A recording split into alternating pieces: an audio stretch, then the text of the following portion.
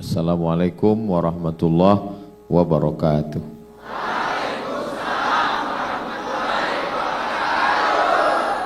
Dari Pekanbaru ke Gorontalo, singgah sebentar di kota Jakarta. Cakep. Itu perjalanan saya.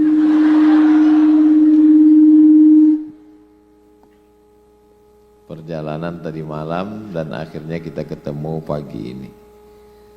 Sayang itu bahasa Arabnya hub. Hub artinya sayang.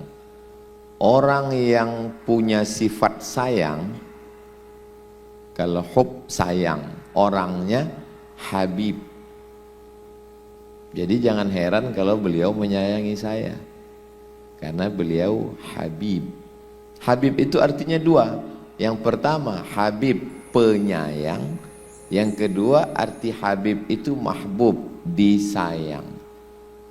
Kalau perempuan Habibah, kalau laki-laki Habib, kalau perempuan Habibah. Kalau laki-laki Muslim, kalau perempuan Muslimah. Kalau laki-laki mukmin, kalau perempuan mukminah. Kalau laki-laki hadir, kalau perempuan hadirah. Kalau laki-laki musib, kalau perempuan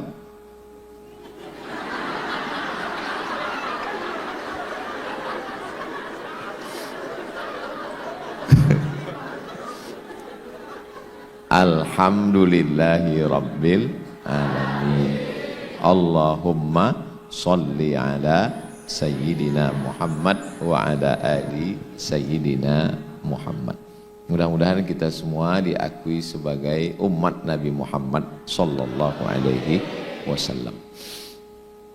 Afada yufidu ifadatan mufidun mufidatun. Fi'il madhi dalam bahasa Arab, kalau bahasa kampung kami past tense. Kalau untuk yang sekarang that present. Kalau untuk yang akan datang future. Afada fi'il madhi, masa lalu. Yufidu fi'il mudhari, sekarang dan akan datang. Ifadatan asal katanya. Mufidun kalau laki-laki, kalau perempuan mufidah, artinya mendatangkan manfaat. Lalu ada orang yang mengatakan, what is in a name? Apalah arti sebuah nama? Oh, nama itu doa. Nama itu doa. Terus yang ngomong what is in a name itu siapa? Shakespeare dari Inggris. Kalau kita diajarkan nama itu adalah doa. Makanya kalau orang namanya itu sesuai, doanya terkabul, kita tenang. Yauma la yanfa'u malun wala banun. Hari itu tidak ada gunanya harta, tidak ada gunanya anak. Harta enggak guna, anak enggak guna.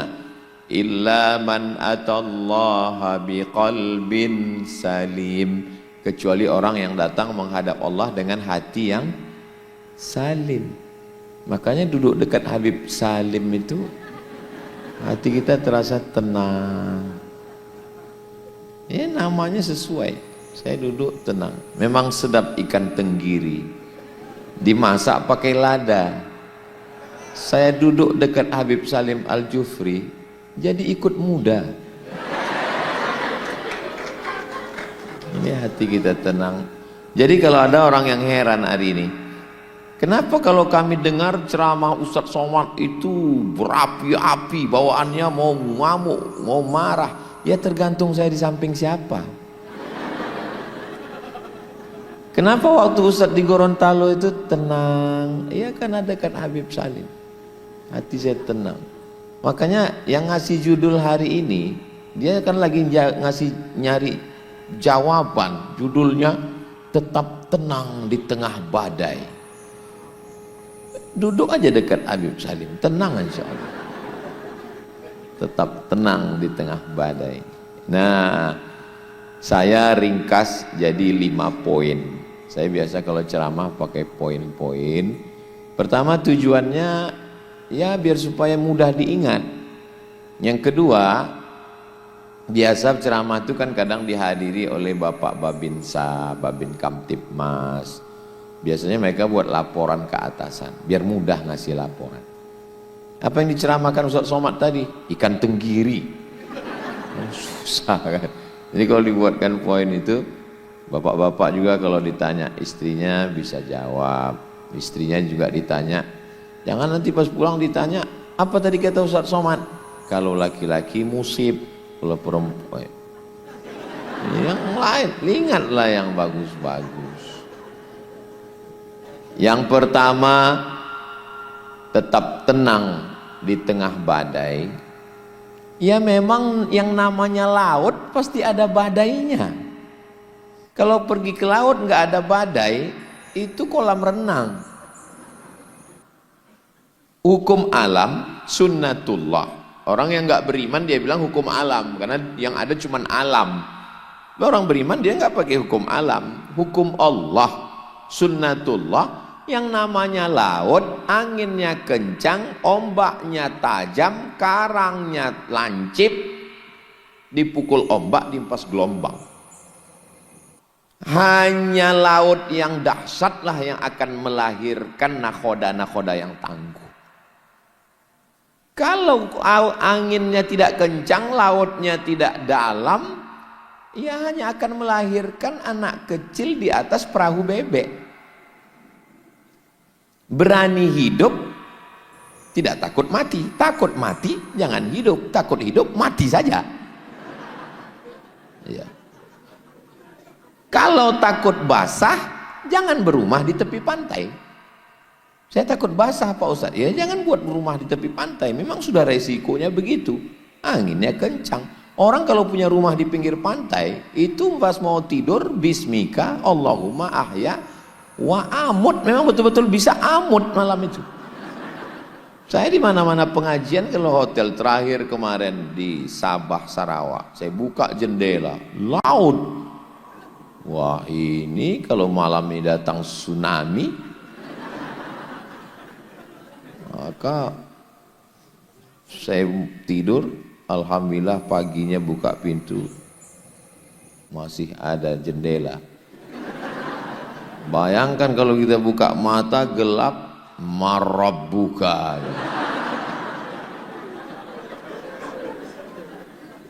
Jadi hidup ini adalah, ya kalau bahasa kitanya, life is take risk. Hidup adalah berani mengambil resiko. Ternyata kita kalau udah makan nasi kuning Gorontalo ini lancar bahasa Inggris.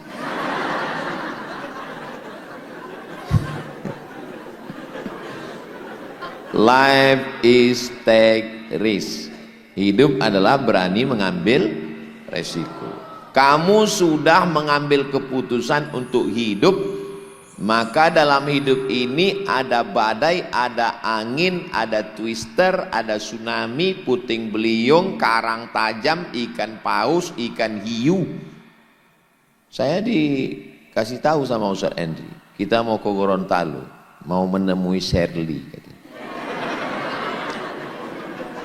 Bayangan saya langsung takut.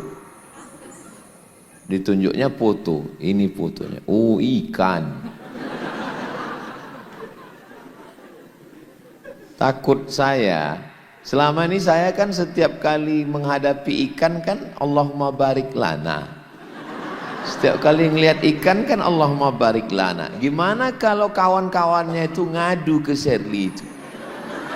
Dan ketika ketemu dengan Shirley, dia lalu bilang Allahumma barik lana.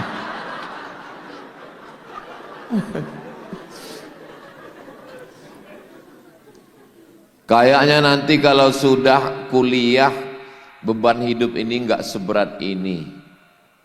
Ini sekolah ini beban pakai seragam lah, periksa rambut lah, mesti pakai sepatu kaos kaki, mesti ada OSIS. Nanti kayaknya kalau udah kuliah agak tenang. Begitu kuliah, UKT-nya mahal, beban nulis makalah harus 3 referensi, nggak boleh copy paste. Kayaknya nanti kalau udah semester 7 agak tenang nih. Katanya semester 7 materi nggak terlalu banyak. Dapat dosen pembimbing killer. Dijumpai payah, ketemu lebih payah. Kayaknya nanti kalau udah selesai skripsi ini udah agak tenang ini. Begitu selesai skripsi, wisuda, foto sudah ditempel di dinding rumah, orang mulai tanya, kerja apa sekarang? Daripada ditanya kerja, ya udahlah, daftar S2 aja. Biar ada jawaban, mana? Lagi S2. Kayaknya nanti kalau udah S2 nih kayaknya selesai. Begitu ketemu sama jiran, kawan, tetangga, si Anu udah S3 sekarang. Si Anu PSD sekarang. Akhirnya nyambung S3. Begitu selesai S3 ditanya, pertanyaan sama seperti selesai wisuda. Kerja di mana sekarang? Mau daftar S4 nggak ada. Kayaknya nanti kalau udah kerja ini selesai masalah hidup. Alhamdulillah kerja ditekan atasan. Target harus sekian, datang nggak boleh lambat, pulang nggak boleh cepat. Tekanan target sana sini, stres, depresi, nggak selera makan, ngelihat wajah atasan mencret.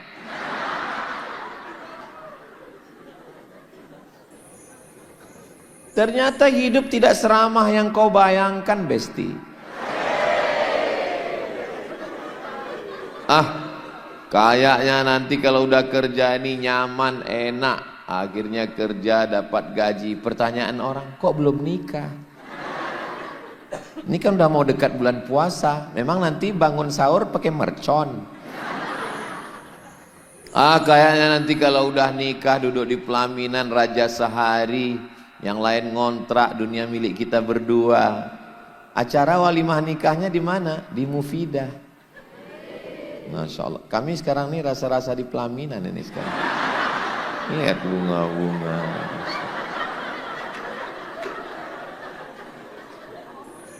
Anda mau menikah, daftar di Mufidah. Begitu udah selesai nikah, kayaknya tenang, nyaman. Datang kawan berbisik, udah hamil. Kalau pertanyaannya kapan sidang, kita masih bisa jawab. Kalau pertanyaannya kapan selesai kuliah, kita bisa jawab. Karena ada di kepala kita. Tapi istri kita kapan hamil, itu bukan urusan kita. Dokter aja istrinya nggak hamil, kita dia tanya kapan hamil. Udah selesai punya anak. Tiga-tiganya anak laki-laki. Kok nggak punya anak perempuan? Yang Ustaz maksud siapa? Saya. Anak saya tiga-tiganya laki-laki. Jadi memang resiko hidup, memang udah hidup tuh begitu. Sebetulnya hidup ini nggak terlalu sulit. Yang sulit itu dengar omongan orang. Banyak yang ngaku. Makanya yang paling enak itu tuli. Supaya nggak dengar omongan orang. Makanya sekarang cobalah lihat di beberapa kongko-kongko, tempat ngobrol, tempat nongkrong. Orang nggak mau lagi dengar omongan orang. Yang ini ngomong, dia tetap aja dengan dunia dia. Tapi dia nggak tuli, enggak. Tapi dia mau menulikan diri pakai earphone. Ya, nanti orang ngomong terserah. Padahal orang ngomongin dia ketawa aja. Dia memekakkan dirinya, nggak mau dengar omongan orang. Jadi harus paham bahwa hidup ini memang banyak ujiannya. Sama seperti orang masuk ruang SNMPTN, seleksi nasional masuk perguruan tinggi negeri.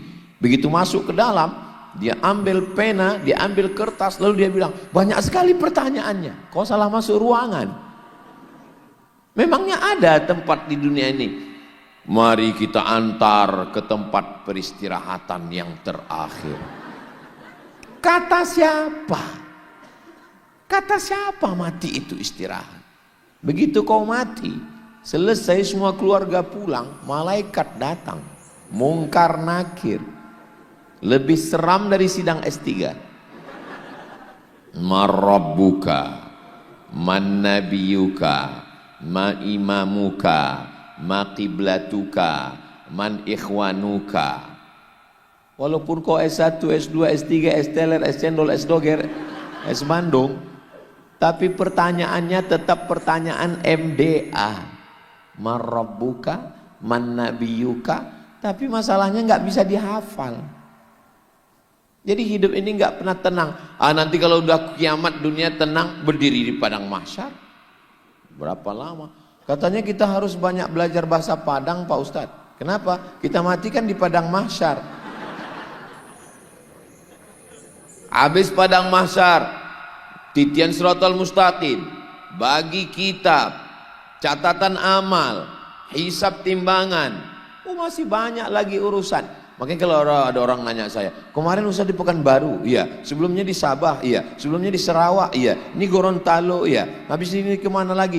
Ustaz istirahatnya kapan? Ar-rohah fil jannah. Istirahat itu nanti di surga bersama kamu. Tolong videonya jangan diedit. Takutnya fotonya diedit, dipotong. Nanti ar-roha fil jannah, istirahatnya di surga bersama kamu. Dimasukkannya foto dia. Sampai ke istri saya. Apa enggak musibah?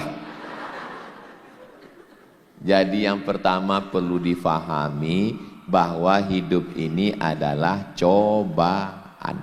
Iya Pak Ustadz, tapi cobaannya kok banyak sekali. Iya, nama cobaan ya banyak. Kalau dikit cobain. Ini namanya hidup ya begitu. Maka harus ngerti hakikat hidup. Apalagi kami ini ya, kami ini ya kakak-kakak, kami yang laki-laki ini lebih berat cobaan dari kalian. Waktu kecil dimarahin emak. Besar dikit dimarahin guru, kerja dimarahin atasan, nikah dimarahin istri. Tapi kalau saya lihat dari wajah kakak-kakak ini, kelihatan bahwa punya istri orang Gorontalo itu baik-baik. Ustaz tahu dari mana? Dari wajah mereka yang cerah.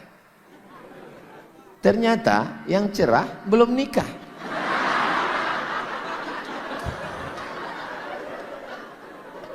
Mudah-mudahan yang belum ada jodoh ketemu jodoh insyaallah. Walanabluwannakum bisyai'im minal khauf. Kami uji kamu dengan rasa takut.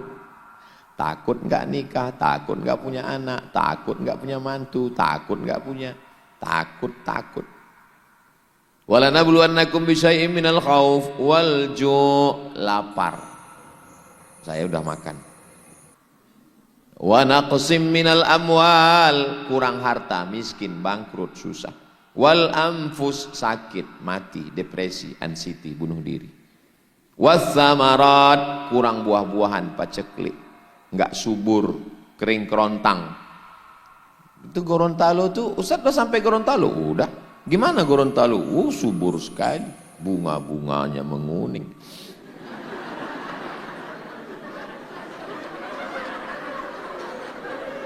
Wabasyiris sabirin. Ujian pasti akan tetap ada, tapi berikanlah kabar kepada wabasyiris sabirin. Berikan kabar gembira pada orang yang sabar. Sabar itu artinya apa? Sabar diambil dari nama pohon. Namanya pohon sobar. Pohon sobar itu banyak duri-durinya. Dilihat enak, dicium harum, namanya bunga mawar. Kalau pohon sobar dilihat nggak enak, dicium hidung bengkak, namanya zait sobar, minyak sobar. Pohon kaktus dilihat nggak enak, dicium hidung bengkak, digigit kaktus itu pahit. Nggak percaya? Coba aja. Air kaktus, orang kalau lagi sedang haus-hausnya di gurun pasir, nggak ada air, mau nggak mau, itu zat minyak air pohon sobar itu mesti dihancurkan, diperas airnya. Pilihannya cuma dua, mati atau pahit. Pilih mati atau pahit? Tuh, lebih baik pahit daripada mati. Makanya orang yang sabar itu artinya memang pahit. Sabar itu sepahit kaktus, sabar. Tapi unta-unta di gurun itu dia gigit itu sabar sama duri-durinya sekalian. Makanya kalau mau sabar banyak-banyak makan daging unta. Sabar artinya menahan. Apanya ditahan? Ditahan segala penderitaan hidup ini. Jadi kalau mau tenang di tengah badai, yang pertama pahami hakikat hidup, bahwa hidup adalah darul bala, tempat ujian. Antum pikir jadi Ustadz Somad ini nggak ada ujiannya? Antum pikir jadi Habib Salim Al-Jufri nggak ada ujiannya? Oh berat. Makanya saya nggak pernah baca DM. Instagram, TikTok, YouTube, itu enggak. Ustaz Somad kok enggak pernah balas DM saya enggak tahu adminnya. Karena kalau saya tahu ujiannya banyak sekali di situ. Masa mereka tulis, Ustadz jadikan aku yang kedua ya. Saya aja yang setua ini, tua, kurus, hitam, pesek, kayak gitu bunyi DM-nya. Apalagi Habib Salim, muda, ganteng, putih, mancung, Habib komplit. Kita ini kalau kalah di nasib, kalau kalah di nasab, paling enggak ya menang di nasib. Tapi saya duduk dengan Habib ini dua-dua kalah. Kalah nasab, kalah nasib.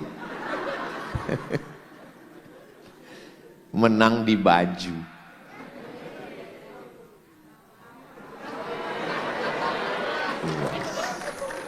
Tadi saya dikasih sorban, pertama masuk pintu Mufidah dipasangkan sorban, terus pakai baju. Kalau sorbannya saya pakai, tulisan UASnya nggak kelihatan, maka saya pakai.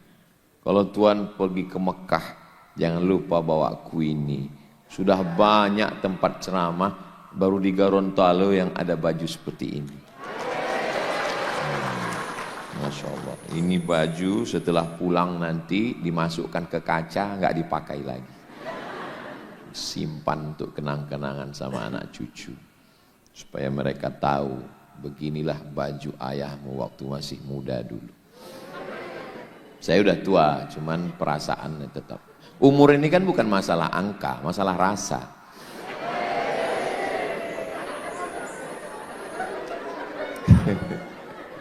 Itu kunci yang pertama ya.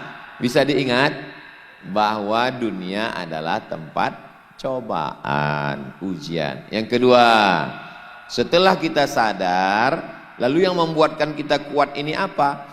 Bahwa semua yang kita hadapi ini bukan tanpa rencana. Sudah ada rencana Allah yang disebut dengan takdir.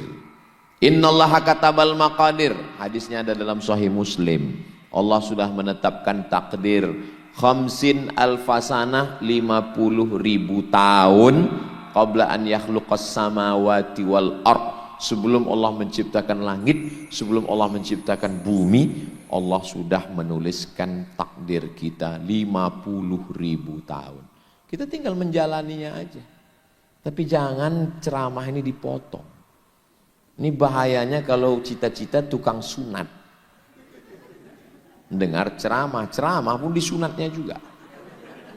Besok tiba-tiba pegawai-pegawai, karyawan-karyawan Mufidah nggak masuk kantor. Pas ditelepon sama security, sama pengawas, kenapa nggak masuk? Semua sudah dituliskan di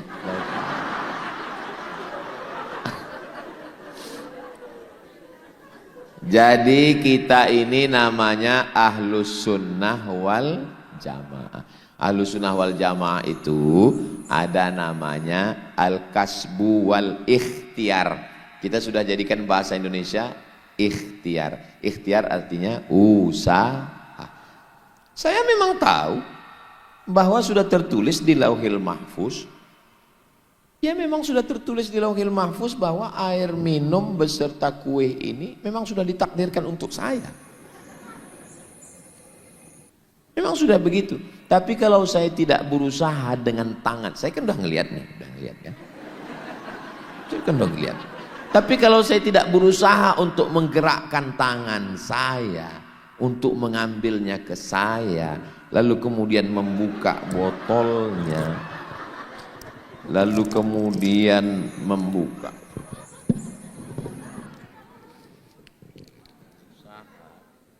Minum. Haus saya.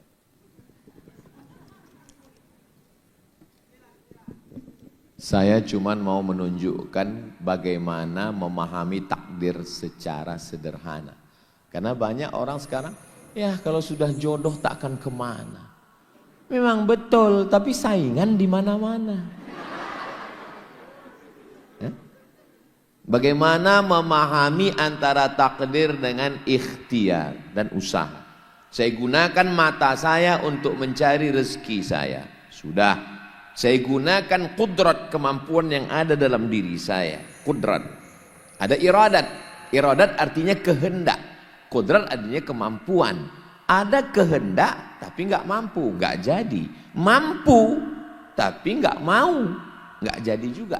Saya mau dan saya mampu, baru saya masuk.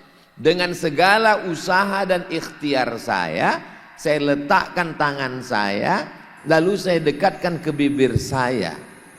Ternyata ada yang nyenggol dan akhirnya gelasnya jatuh. Berarti bukan takdir saya. Setelah begini serius, karena saya kecicilan, lalu tiba-tiba nggak jadi masuk ke mulut. Berarti bukan takdir saya. Setelah usaha dan ikhtiar. Saya nggak mau agama Islam ini dikatakan mundur gara-gara percaya sama takdir. Lalu kemudian diamandemen. Rukun iman hanya 6. Antuk minabillah wa malaikatihi wa kutubihi wal rusulihi wal yaumil akhir. Cuman 5. Takdir, jangan percaya takdir, karena takdir membuat Islam lemah. Itu namanya Mu'tazilah. Mu'tazilah artinya Qadariyah yang tidak percaya kepada takdir, keluar dari Ahlus Sunnah wal Jamaah. Sebaliknya, yang kontra dengan Mu'tazilah ini mengatakan semuanya takdir. Saya nggak mau kita jadi Jabariyah. Jabariyah artinya terpaksa. Dikuliahkan dari kampung, dikirim duit, kuliah, dikasih motor, dikasih uang. Tiba-tiba pulang dengan bawa IP 2,0. Semester 14. Ditanya sama orang tua, kenapa kau kuliah begini? Memang sudah takdir Allah. 2 kesalahan. Yang pertama malas, yang kedua melegitimasi kemalasan dengan takdir.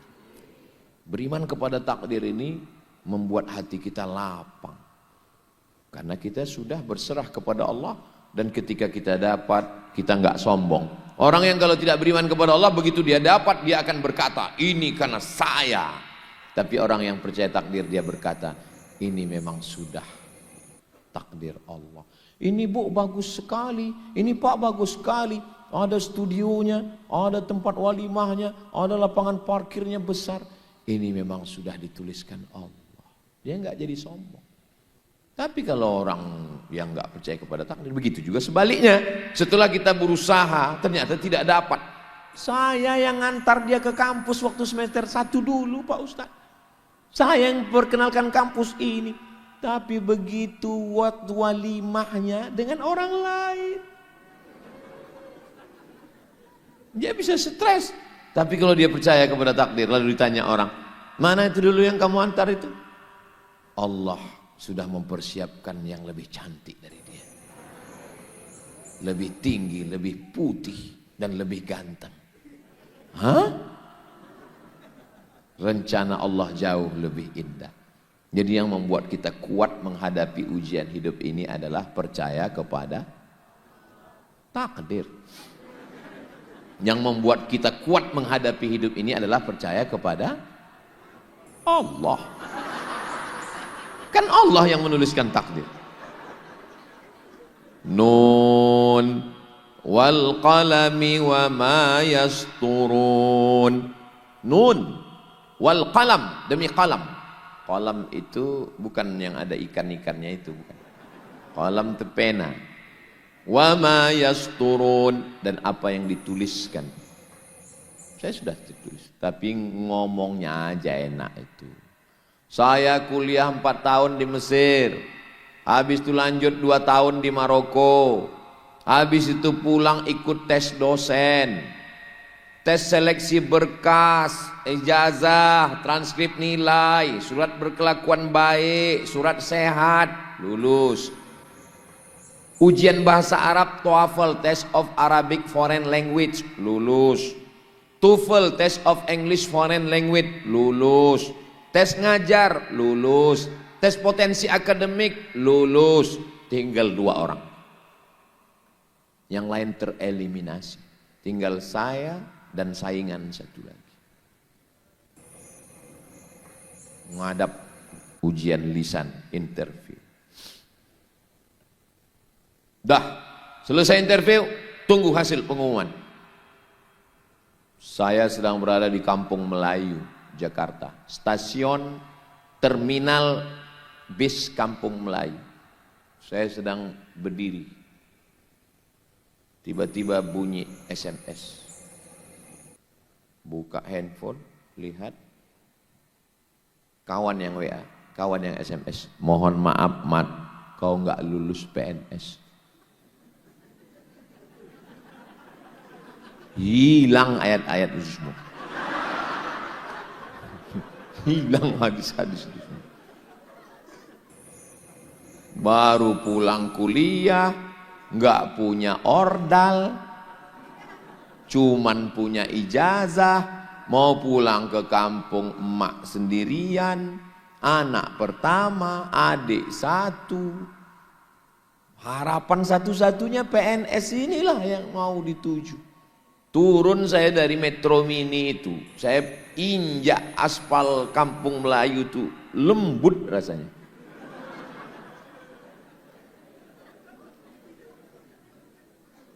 Ujian hidup ini luar biasa. Tapi rencana, Allah punya rencana untuk saya. Kata mak saya, udahlah, berarti takdir kau bukan di Jakarta, kau pulang aja ke Pekanbaru, Riau. Pulang, saya pulang. Saya pulang, saya ikut tes. Ternyata saya lulus tes dosen di Pekanbaru. Habis itu saya ceramah, masuk hutan, keluar hutan.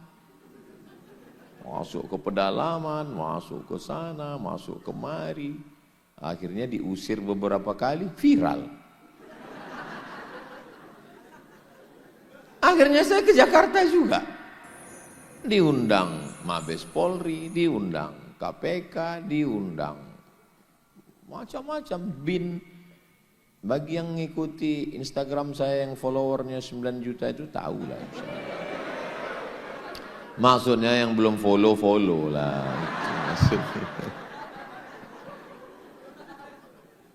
Jadi pada akhirnya di akhir sinetron baru kita tahu rencana Allah jauh lebih indah. Tapi yang bisa ngomong begitu kan setelah melewati babak, bukan lagi babak final, babak semifinal, babak belur.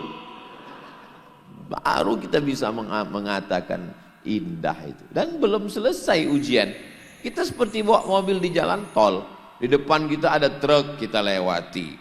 Ada tangki, kita lewati. Ada tronton, kita lewati. Ada kecelakaan macet lagi. Enggak pernah selesai ujian hidup ini. Terus sekarang Ustaz ada ujian, masih lagi ada ujian. Apa? Ya enggak perlu juga aku ceritakan. Mau tahu aja. Jadi belajar dari masa lalu yang meringankan ini adalah saya bawa proposal. Ini saya bawa proposal. Proposal hidup namanya. Saya mau ini, saya mau ini, saya mau ini, proposal hidup. Tapi saya kan bawa proposal ini ke Allah kan minta. Ternyata Allah punya rencana lebih indah dari proposal saya. Tapi jangan gara-gara ini lalu nggak punya proposal, nggak punya program sama sekali. Apa program kamu 2026? Program Allah lebih indah. Nggak bisa gitu. Kami kalau musim haji dari Kairo naik kapal laut ke Jeddah, dari Jeddah haji ke Makkah. Kumpullah dengan kawan-kawan. Dari mana? Dari Yaman. Oh, di Ahqaf, ya, di Darul Mustafa, ya, di Rubat Tarim, ya. Gimana di Yaman? Begini. Oke. Dari mana? Dari Yordan. Oh, Yordan. Gimana di Amman belajar di Yordan? Oh, satu SKS-nya sekian dolar, coret, nggak jadi. Kita kan mau nyari yang gratis. Nah, dari mana? Dari Deoban. Oh, Deoban, India. Iya, gimana kuliah di India? Enak, di sana daging murah, kehidupan murah, yang banyak video perindavan itu. Murah di sana belajar. Haji bisa tiap tahun, Masya Allah. Kelebihan, bahasa Arab jalan, baca kitab jalan, bersanad jalan. Bahasa Inggris juga, karena orang India bahasa Inggris. Everything tutorial. Oh, iya. Dan ada kelebihan lagi kalau di India, apa? Kita di sana bisa belajar bahasa Urdu. Oh, andai nanti pulang nggak jadi ustadz, kita bisa jadi penerjemah film India. Iya. Oh, banyak. India masuk. Saya waktu itu masuk. India masuk. Rencana mau India masuk. Kya hal hai artinya apa kabar? Kya hal hai apa kabar? Tiki artinya kabar baik. Kuch hota hai. Yang saya susah membedakan itu antara iya dengan tidak. Jadi kita pergi, jadi atau enggak? Iya atau enggak? Tapi masuk daftar. Yaman masuk, India masuk. Ketemu sama kawan dari Baghdad. Baghdad, Irak. Gimana di Irak? Oh, kami dari Irak ke Makkah naik bis, Mat. Oh, naik bis, iya. Berarti naik bis biaya murah dari Baghdad ke Madinah. Oh, murah ya? Iya. Visa bisa jalan darat? Bisa. S2 gimana? S2 gratis. Apa namanya? Saddam Hussein University. Oh, mantap. Nanti 2002 saya akan S2 ke Baghdad. Siap. Tos. Selesai saya kuliah 2002. Universitas Saddam Hussein rata dengan tanah dibom George Bush. Maka presiden yang saya benci di dunia George Bush, menghancurkan cita-cita saya. Hancur berkeping. 2002 bulan November pulang saya dari negeri 1000 menara Mesir ke negeri 1000 masjid Malaysia. Sampai di Malaysia saya lanjut S2 UKM, University Kebangsaan Malaysia. Tapi saya tetap mencari-cari informasi melalui internet, scholarship, beasiswa. Saya ini pemburu beasiswa. Akhirnya saya dapat beasiswa ke Maroko, saya kirim berkas, kirim transkrip nilai, kirim ijazah, kirim fotokopi paspor, dapat Anda diterima, saya terbang ke Maroko. Setelah itu saya pulang, saya tinggalkan Universiti Kebangsaan Malaysia. Malang melintang ke sana kemari, tiba-tiba saya diundang UKM. Tempat saya belajar dulu. Diundang UKM, berarti mereka tahu saya lari dulu. Saya nggak boleh lari dari kenyataan. Saya datang ke UKM, terus guru besarnya bilang, yang kita hormati Ustadz Abdul Somad, alumni UKM. Dalam hati saya, dia nyindir saya nih. Saya kan cuma 1 semester. Terus ada yang perlu diluruskan sepertinya Profesor. Saya di UKM ini tahun 2003 itu hanya 1 semester. Jadi saya bukan alumni, saya bilang. Terus dia berdiri. Ada peraturan baru, 4 hari pun alumni katanya. Saya alumni juga. Enggak selamanya cita-cita keinginan saya itu dapat. Tapi akhirnya dapat juga. UKM dapat, Maroko pun dapat. Jadi tidak selamanya semua yang kita mau, ada rencana Allah yang lebih indah. Makanya minta itu, ya minta aja, ya Allah ini rencanaku, kuserahkan pada Engkau. Itu yang paling indah. Jangan ngotot. Ini banyak orang sekarang maksa. Ya Allah, jadikan dia jodohku. Kalau dia belum punya jodoh, akulah jodohnya. Kalau dia sudah punya jodoh, matikan jodohnya. Doa apa ini? Hah? Kita punya proposal. Kita punya proposal hidup, tapi ada yang indah. Kira-kira selama saya sudah ngomong, sudah lama juga saya ngomong. Tadi saya mulai jam 10, sekarang sudah jam 11 kurang 10. Ternyata kalau kita ngomong di depan orang yang hatinya tenang di tengah badai itu, nggak terasa kita ngomong lama ini, Masya Allah. Jadi kira-kira selama saya ngomong ini bisa dipahami omongan saya? Alhamdulillah. Pertama, kita mesti paham bahwa dunia ini memang tempat cobaan. Yang kedua, kita paham bahwa Allah sudah punya rencana untuk kita. Yang ketiga, wasta'inu bis sabri wassalah. Jangan lupa cara mendekatkan diri kepada Allah dengan somat. Bis sabri wassalah.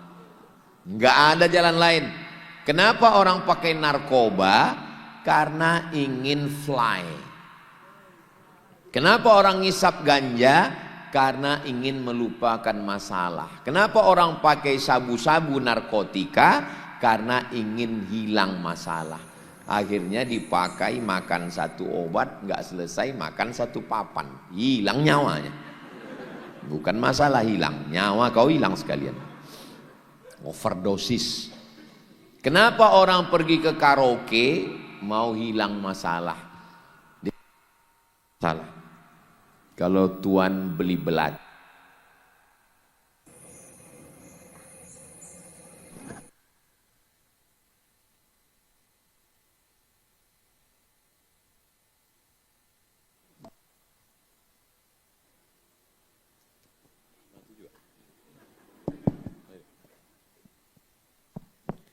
kalau di tempat lain tausiah itu kita dikasih tahu sama panitia pakai kertas, Ustadz waktunya habis.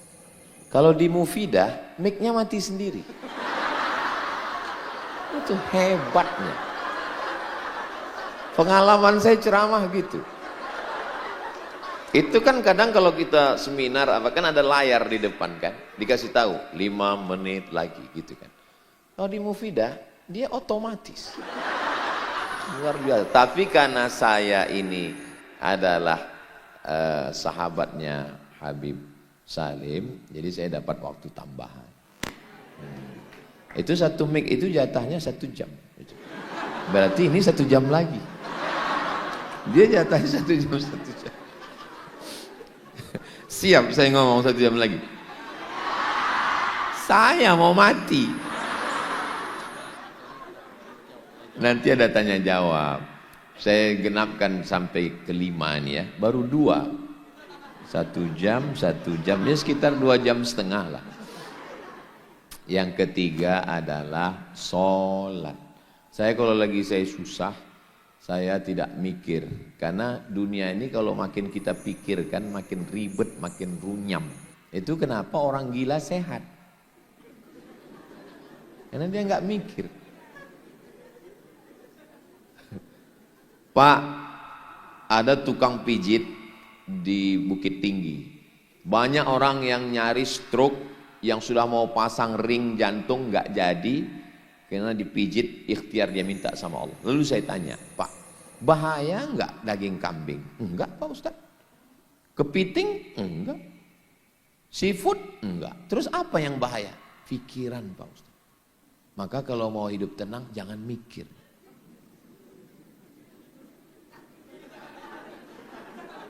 Makanya orang di kota-kota besar itu ada disediakan satu rumah yang untuk tidak berpikir. Namanya rumah spiritual. Begitu masuk ke dalam, langsung terdengar suara gemerici air dan kicau burung.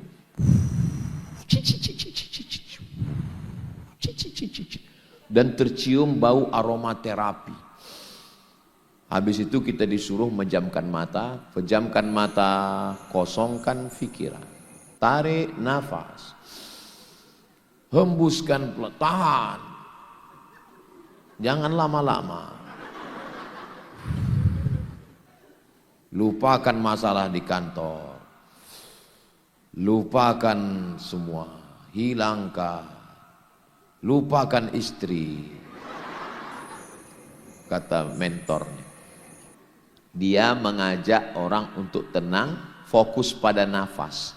Amati nafas Anda ketika ditarik dari hidung, hembuskan lewat mulut. Sebenarnya dia bukan menghilangkan masalah, tapi mengalihkan masalah. Dari masalah keluarga, masalah kantor, masalah jalan, masalah istri, masalah anak, masalah pampers, masalah susu, masalah ini, masalah itu, masalah kereta api cepat, masalah ini segala macam. Akhirnya masalah mikrofon.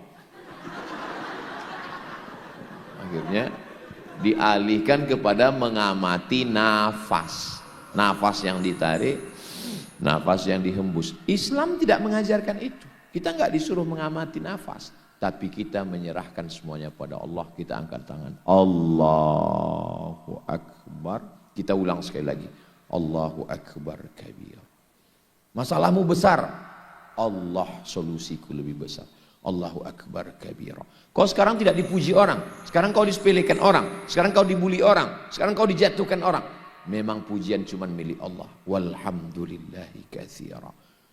Kau kotor, kau najis, kau dihina, memang yang suci hanya Allah. Wa subhanallahi bukratan wa asila. Kuhadapkan diriku, wajahku kepada Allah. Wajjahtu wajhiya alladzi fataras samawati wal arda hanifan musliman wa ma ana minal musyrikin. Kuserahkan semuanya pada Allah. Inna salati wa nusuki wa mahyaya wa mamati lillahi rabbil alamin. Tidak kepada yang lain. La syarika lahu wa bidzalika umirtu wa ana minal muslimin. Kenapa kita sholat tapi kita enggak tenang? Karena kita sholat hanya menggugurkan kewajiban dan kita tidak merenungkan makna bacaan. Iftitah, Fatihah, ayat satu nafas.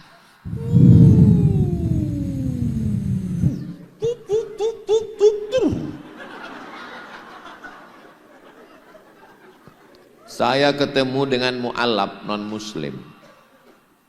Apa yang kamu rasakan setelah masuk Islam?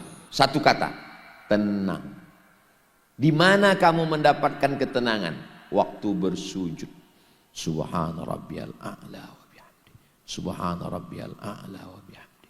Subhana rabbiyal a'la wa bihamdi. Sementara kita sujudnya cepat sekali. Tup tup tup tup tup. Macam stempel pos.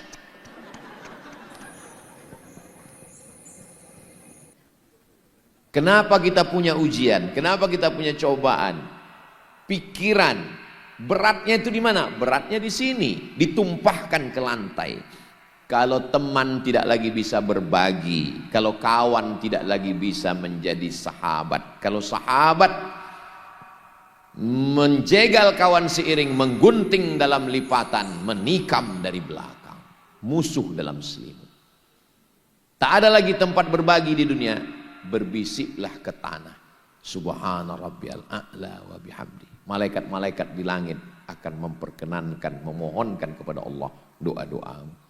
Jadi saya pribadi dalam menjalani hidup tidak ada tempat minta kecuali Allah. Iyyaka na'budu wa iyyaka nasta'in. Waktu sujud itulah saya makin berat ujian hidup saya, makin lama saya sujud. Nikmat sekali saya rasakan sujud. Sujud. Tapi selama sujud kita nggak boleh ngomong, nggak boleh kita cakapkan. Berat kali ya Allah, batal. Nggak boleh. Dalam hati aja, dalam hati. Subhanallah. Itu yang ketiga. Yang keempat, yang membuat kita ini bisa tenang itu adalah kan Allah tadi, iya, ibadah. Allah cuma minta kau ibadah. Falya'budu rabb hadzal bait. Ibadah. Allah minta kita satu, tapi Allah balas dua. Apa? At'amahum min ju' wa amanahum. Kalau kau lapar, dikasih kenyang. Kalau kau haus, dikasih penghilang dahaga. Dan kalau kau takut, amanahum min khauf. Allah itu ihsan. Yang diminta satu, yang dibalas kau ibadah aja. Baca Quran, zikir, wakaf, sodakoh. Saya nggak punya duit untuk wakaf. Infak. Infak pun nggak punya. Sodakoh. Sodakoh paling rendah. Sodakoh itu apa? Senyum. Tapi ada orang sampai senyum sendiri. Lewat bentor senyum juga. Yang terakhir, yang kelima adalah puncaknya adalah doa. Ini sekarang udah banyak orang nggak mau doa lagi. Selesai sholat langsung. Pas tanya, kau kenapa nggak doa? Alah, yang doa kemarin aja belum kabul Pak Ustaz. Apa ini? Doa ini bukan masalah kabul nggak kabul. Doa itu ibadah. Kau kenapa nggak doa sama imam? Imam doanya minta hujan Pak Ustaz. Saya jual es krim. Apa ini? Kau kenapa nggak doa? Itu yang doa itu saingan saya Pak Ustaz. Kita tinggal aminkan saja doa. Doa serius, minta sama Allah. Insya Allah kalau 5 jurus ini kita jalani, saya bukanlah berarti orang yang paling tenang menghadapi hidup. Tapi saya insya Allah sudah pontang-panting menjalani hidup ini, babak belur. Walaupun banyak orang yang lebih susah dari saya. Tapi yang saya rasakan, kalau saya yakin bahwa dunia tempat ujian dan Allah sudah menuliskan takdir, saya sholat, saya beribadah, saya berdoa, bertawakal, ridho kepada Allah. Insya Allah, Allah yang menurunkan ketenangan. Huwallazi anzala sakinata fi qulubil mu'minin. Allah yang menurunkan sakinah ke dalam hati kita semua insya Allah. Mudah-mudahan saya yang menyampaikan dan adik-adik, kakak-kakak yang mendengar, kita semua bisa mengamalkan insya Allah. Amin ya rabbal alamin.